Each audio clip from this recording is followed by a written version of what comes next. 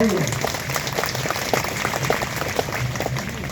ये पोस्ट आपकी जो आपने मुझे ज्ञापन दिया है, ये मेरा दावा है, आज ये प्रधानमंत्री तक भी पहुंचेगा और आज ये मुख्यमंत्री तक भी पहुंचेगा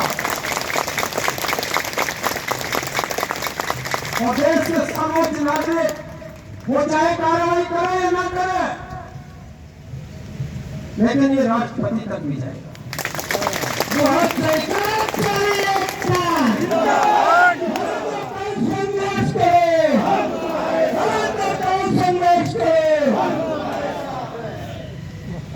देखिए, नारे लगाए जाते हैं, कभी मेरे नाम का मत लगाना। मैं ना नेता हूं ना अभिनेता हूं, पैदल चलने वाला हूं। कभी सोच रहे हो कार से आया, कार तो एक साथी था, मेरा तो रिजर्वेशन था, मैं तो रेल से आ रहा था। वो कहने लगा कि हम भी कार से जा रहे हैं लखनऊ, तो हमारे साथ चल लेना। तो मेरे तो 350 रुपए खराब हो गए तो रेल में चले गए। मुझे तो उसका दुख है, कार से आया उसका सुख ना। सच्चाई है, पैदल चलने वाला हूं, मेरे पास साइकिल भी नहीं है। और आपको जान करके शायद खुशी होगी या दुख होगा ये मुझे नहीं पता कि ये ताव ना बाबा के बुलडोजर से करता है और ना मोदी के खौफ से करता है। बाबा में हिम्मत हो तो ताऊ का घर ढूंढ के बुलडोजर चला दे। इस हिंदुस्तान में ताऊ का घर ही ना, तो बुलडोजर से तो ताऊ डरेगा नहीं। और ताऊ का बैंक में खाता ना, ईडी और इनकम टैक्स की औकात नहीं। और ताऊ के लिए जेल है ताऊ की ससुराल। याद रखना, ताऊ जेल को ससुराल मानता है और मैं अपनी ससुराल 17 बार जा चुका हूँ। और मैं कई साल से कह रहा हूँ कि अवश्य ज्यादा दिन हो गए ससुराल गए हुए, कम से कम 18वीं बार तो भेज दो। 13 महीने बॉर्डर पर नहीं भेजा। हमारी बेटियां जंतर मंतर पर पहलवान बेटियां जिनको घसीटा गया, इंटरनेशनल पहलवान बेटियां जिसको मोदी कहता था विनेश तू तो मेरी बेटी है, मेरे परिवार जैसी है। वो ऐसा नालायक बाप मर जाना चाहिए जो अपने घर के नीचे बैठे अपनी बेटियों को न देख सका हो। और उन बेटियों का दोषी उसी मोदी की बराबर में बैठा हो संसद में, तो ऐसे बाप को आप लोग क्या कहोगे? दर्द होता है, लेकिन गलती हम ही लोगों ने की है कि सरकार भी हम नहीं बनाई। तो इस बार अपना देख लेना कि जो आपको 4th क्लास का पे ग्रेड क्या 1900 रुपए है शायद उत्तर प्रदेश सरकार का, अगर 1900 से कम दे तो तुम भी वोट मत दियो उसे।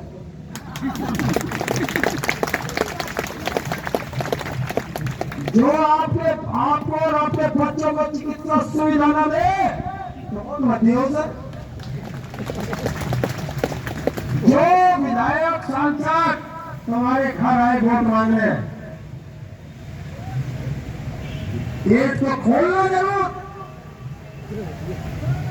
पानी भी मत पिला देना और कटेरों में मिर्च दिखा देना कि हमारे घर तो योग मिले है, बस लाल मिर्च दिखा देना। और ये महिला शक्ति को जरूर करना। और बेलन है ना घर में, एक हाथ के कटोरे में मिर्च हो और एक हाथ में बेलन हो। याद रखेगा, हंसने वाली बात नहीं है, क्योंकि हमारे यहाँ जो आवे ना, तो हम तो किसान हैं, तो हमारे तो सांता भी है। सांता तुम लोग जानते नहीं होंगे। सांता हो, एक डंडा हो और उसमें 3 लड़ी हो चाम की, जिससे हम पैर हाँकते हैं, झोंकना हाँकते हैं। तो ये जो संसद में और विधानसभा में बैठे हैं, जो तुम्हारी वोट लेकर के बैठे हैं, ये उसी से हाँकने पड़ेंगे, या ध्यान रखें।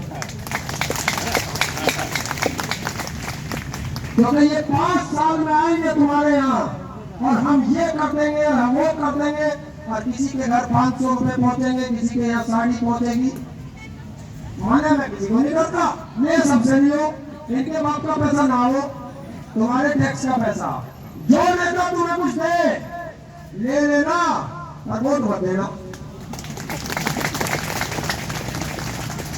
ये ध्यान रखना, क्योंकि वो पैसा आपका।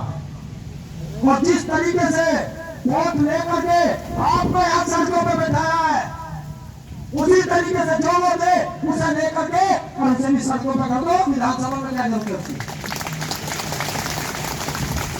जब तक आप लोग भी और हम भी यही सड़कों पर रहेंगे, तो इस सड़कों से अपने घरों जाने के लिए बस यही एक आपका वोट का अधिकार है। उस दिन मत मिट जाना और अपने आस पड़ोस के सब लोगों से कहना कि जो मिल रहा है ले लो, पैसे वोट मत दियो।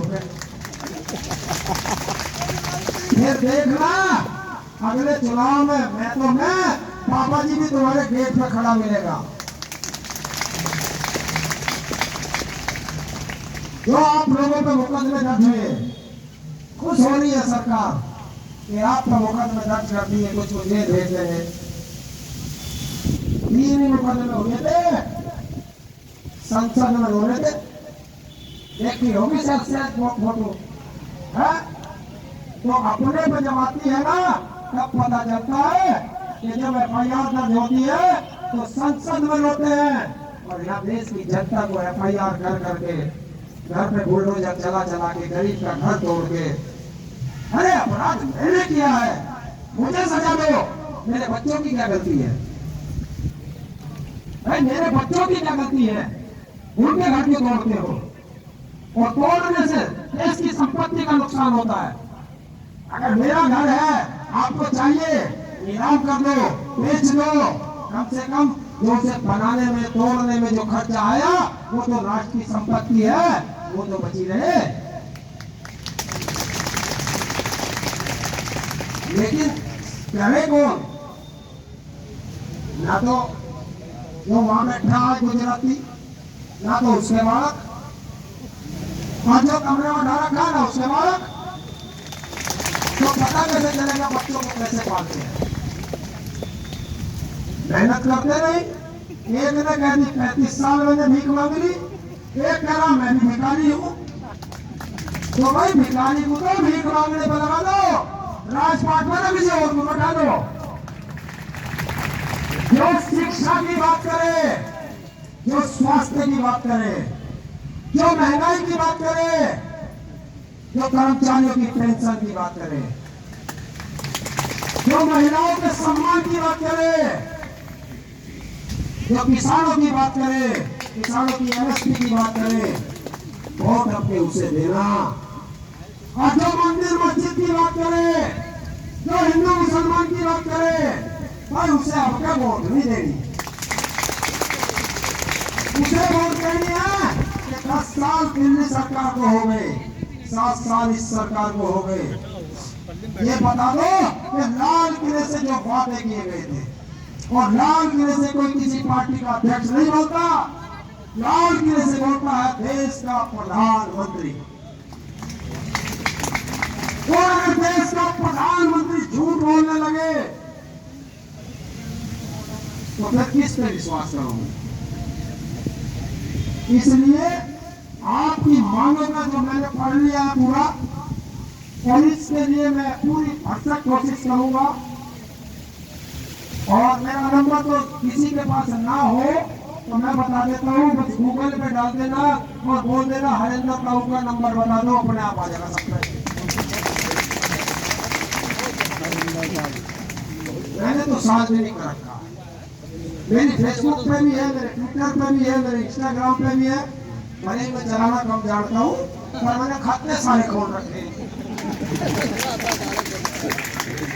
इनसे हर मोर्चे पर लड़ता हूँ, मैं नहीं वो करता। एक दिन मुझे सब मारने की कोशिश की गई गाजियाबाद के अंदर सरकारी हॉस्पिटल। रात को 11 बजे मुझे मैंने पुलिस बुलाई और मैंने उनसे कह दिया कि शेर बीमार है, मरा नहीं है। और शेर कितना भी बीमार हो, कभी कुत्ते शेर का शिकार नहीं कर सकते। ध्यान रखिएगा। तो अपने आप को शेर बनाओ, शेर। क्योंकि जब शेर चलता है तो अकेला चलता है, झुंड में तो सुअर चलते हैं। और आप देख रहे हैं कौन कौन झुंड में आएगा। आप देखो, लखनऊ में रहते हो, राजधानी में रहते हो, तो कौन कौन झुंड में चलता है। अरे मैं उत्तर भारत का रहने वाला हूँ, भारत की जनता है। भारत की जनता मुझे क्यों मानेगी भाई? या तो मैंने डकैती करी हो, मैंने चोरी करी हो, मैंने बलात्कार किया हो, या मैंने किसी का हक मारा हो, तो मुझे वही मार सकता है। और मैंने काम किया नहीं। जनता ने मुझे जनप्रतिनिधि बनाया, तो जनप्रतिनिधि क्यों बनाया तुम्हें? इसलिए बनाया कि हर व्यक्ति विधानसभा या संसद नहीं जा सकता, हमारे अधिकारों के लिए हमारी आवाज उठा। और जब वो जनप्रतिनिधि आवाज नहीं उठाए तो वो आपका जनप्रतिनिधि नहीं हो सकता, वो लुटेरा हो सकता है, वो डाकू हो सकता है, वो बलात्कारी हो सकता है। और ऐसे बलात्कारी की ना विधानसभा को जरूरत है, ना संसद को जरूरत है। तो ऐसे व्यक्ति, चाहे वो मेरा कहने से, चाहे मेरे भाई हो, उसे भी वोट मत देना। जब तक आप लोग नहीं सुधरोगे, ये नहीं सुधरेंगे। इन्हें सुधारना भी हमें पड़ेगा। तो आपकी जो मांग, मैं आपसे फिर अनुरोध करता हूँ, आप लोग धरना दे रहे हैं, इसके लिए मैं आपका हमेशा सम्मान करता हूँ, क्योंकि इस देश को आंदोलन से ही बचाया जा सकता है। अगर आप ये सोचो ये राजनेता हमारे देश को बचा जाएंगे, तो ये राजनेता हमारे देश को लूट करके खा रहे हैं। इस देश को आंदोलन से बचाया जा सकता है। और जब जब भी आंदोलन हुए हैं, एक देश में क्रांति आई है। और ये आपकी मांग मैं लगभग 10 बार भेजूंगा बाबा को, 10 बार भेजूंगा प्रधानमंत्री को। और जब तक वो जवाब नहीं देंगे, मैं डीजीपी से पूछूंगा कि किस किस कर्मचारी पे, जो ऑटो के कर्मचारी है, किस किस पे आपने एफआईआर दर्ज की है, उनका क्या दोष है, ये उसको बताना पड़ेगा। और जब तक डीजीपी, क्योंकि डीजीपी भी तो टेम्परेरी बने हैं उत्तर प्रदेश में, तो जिस प्रदेश में बाबा जी डीजीपी भी ना दे पाते हो, बताओ काय का मुख्यमंत्री। और डबल इंजन की सरकार बताते भाई, डबल इंजन की सरकार कैसे बढ़िया हो, हमें बता दो। जब हम खेत में से ट्रैक्टर ट्रॉली में गन्ने भरने लेके जाते हैं और हमारा ट्रैक्टर पुराना है, तो फंस जाएगा, कमजोर है, उसे निकालने के लिए ही तो दूसरा ट्रैक्टर जोड़े। जब हमारा पहला इंजन कमजोर है, तभी तो हम दूसरा इंजन जोड़ेंगे। तो हम डबल इंजन क्यों जोड़े? पहला इंजन मजबूत बना दो, पूछ लियो जब ये डबल इंजन की क्या है, यही उदाहरण रख देना उसके सामने। तो आप लोग इतना संघर्ष कर रहे हैं, उसके लिए मैं आपका धन्यवाद करता हूँ। और आपके इस आंदोलन को देख करके मुझे भी वो 13 महीने याद आते हैं। और जब हम आंदोलन करते थे, 13 महीने रहे, तो हमें लगा कि हम गलत फंसे दिख रहे हैं, कि सरकार नहीं छोड़नी। 2 दिन हो गए, 4 दिन हो गए, 10 दिन हो गए, 1 महीना हो गया, 2 महीना हो गया। और जिस दिन 2 महीने हो गए, ये तो गाजीपुर बॉर्डर हो या कोई सा भी बॉर्डर हो, ऐसा लगे था घर तो यही है, जो हमारा असली घर है वो तो घेर है। और आपको एक और बता देता हूँ कि देखिए 13 फरवरी को फिर किसानों ने दिल्ली कूच का ऐलान कर दिया। तो यहाँ तुम लड़ो, और ये हमेशा मेरे हाथ में रहेगा। दिल्ली में थारी लड़ाई मैं लड़ दूंगा, 13 तारीख से तुम्हारी आवाज दिल्ली में उठनी शुरू हो जाएगी। 16 तारीख को भारत बंद है, ये भी किसानों का ऐलान है।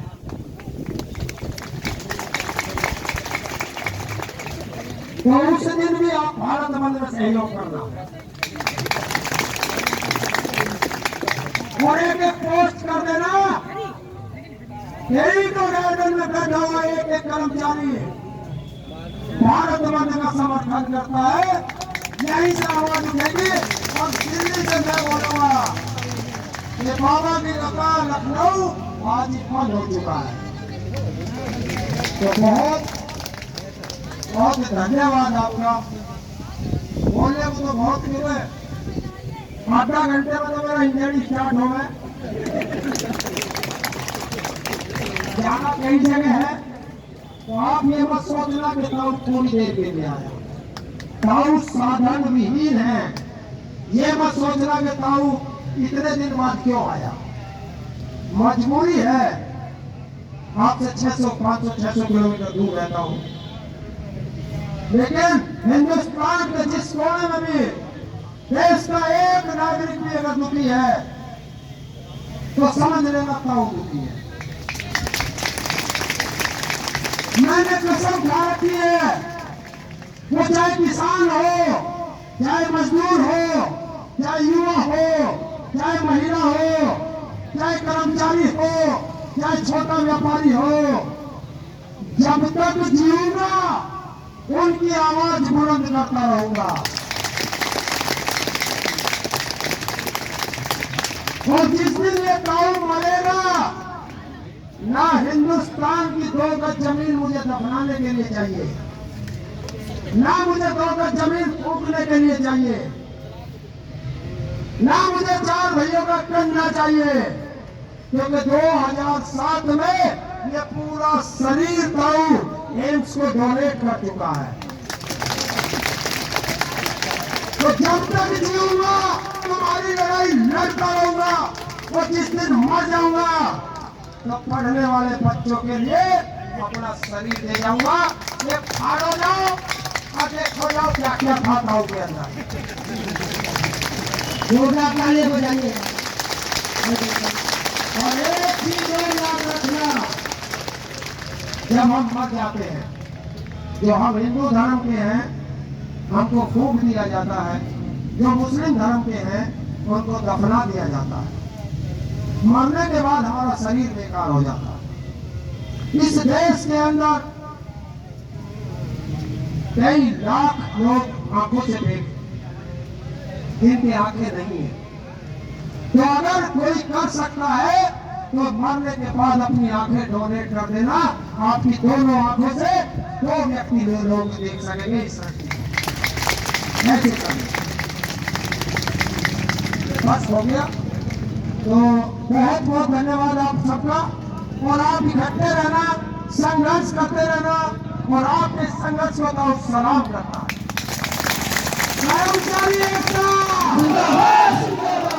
इतने जोर से लगाना कि आज तो बाबा के कान का पर्दा खुल जाना चाहिए।